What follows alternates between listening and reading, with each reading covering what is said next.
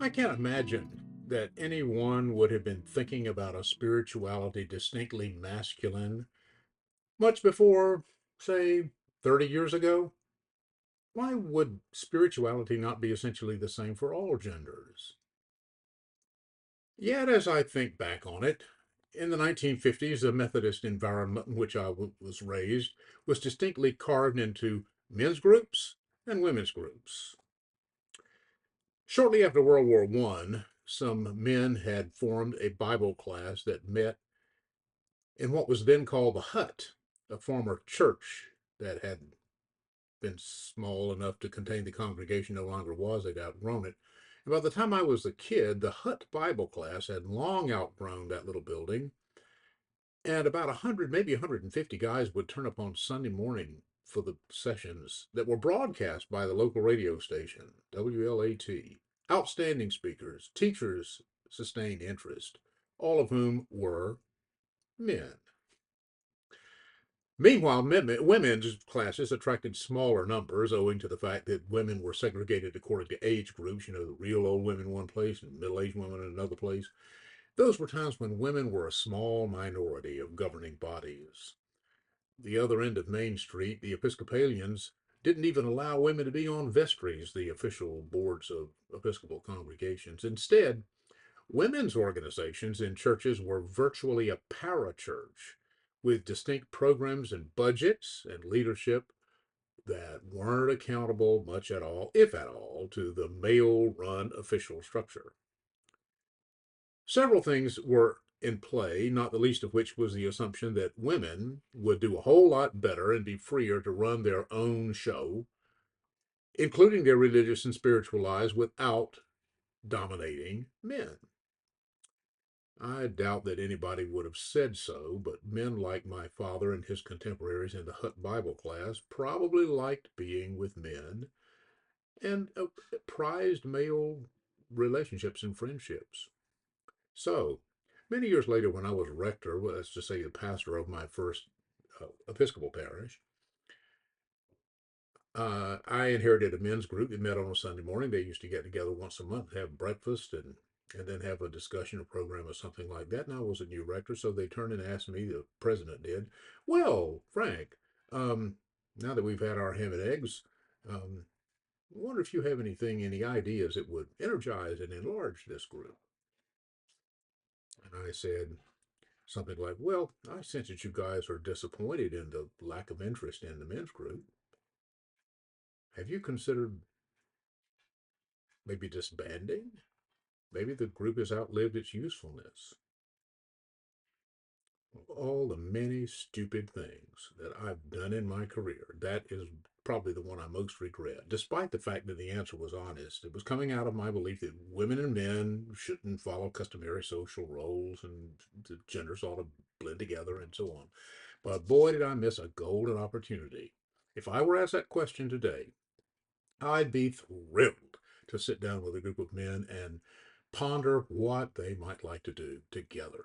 We could have camping trips, we could have cookouts, and we could have deep personal discussions if they wanted deep discussions about the social expectations that we were all experiencing, how to negotiate the roles that we were trapped in, what about work?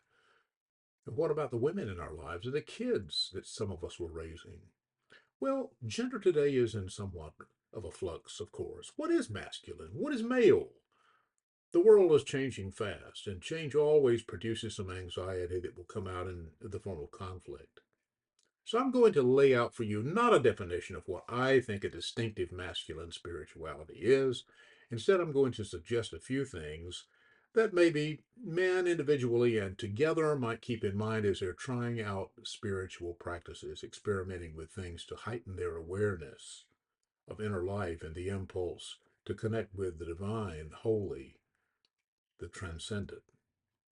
First, masculine spirituality needs to take the male body fully into account.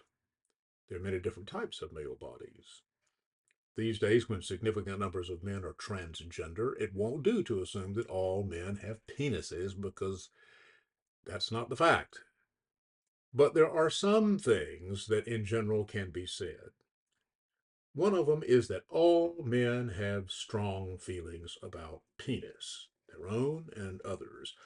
Although there may be a lot of shame surrounding penis, often considerable embarrassment and vulnerability, the overwhelming truth is that most men are highly preoccupied with their penises and penis in general. Size isn't the only category, but it's an important one.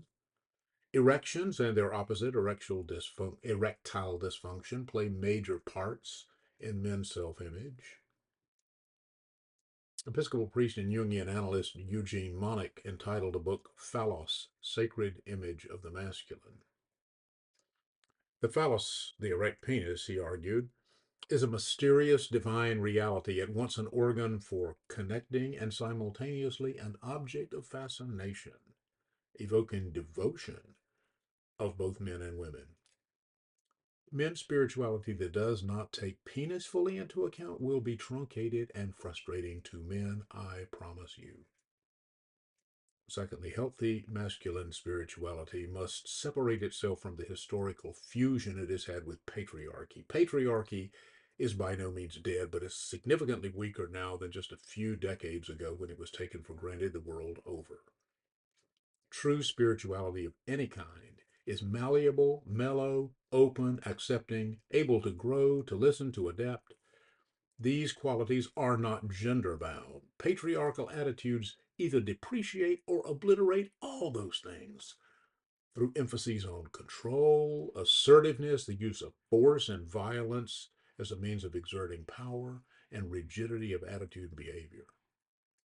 Third, masculine spirituality needs to claim and exercise strength and the virtues that arise from strength and support strength: courage, commitment, loyalty, cooperation, community building, integrity.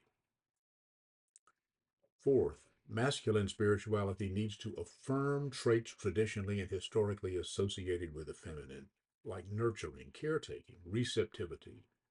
Men can and will apply those traits differently from women, but owning and respecting those traits is not threatening to men who are practicing a healthy masculine spirituality. Fifth, masculine spirituality needs to take seriously the tendency of men to be assertive and aggressive. Whether those traits are the product of socialization or biology, I don't know. It doesn't matter. Healthy masculine spirituality seeks to deploy assertiveness and pugnacity in the service of justice, truth, and overall community protection. The warrior archetype is an integral part of masculine spiritual identity. Sixth, masculine spirituality is strongly characterized by a deep respect for the ecosystem in the natural world. And finally, men have been socialized in many cultures to perform, produce, protect, provide. And masculine spirituality should cultivate both a respect for these roles and a candid skepticism about them. Not all men do all those things equally well or naturally. Those who view themselves as not fulfilling these roles are frequently left with resulting feelings of inadequacy, guilt, shame, and depression. In the next video, I'll focus on the way that boys discover and appropriate what they perceive to be masculine. So, I hope you'll join us to listen and respond. If you like this video, let us know in the comments section, and be sure to subscribe to this channel. Thanks so much.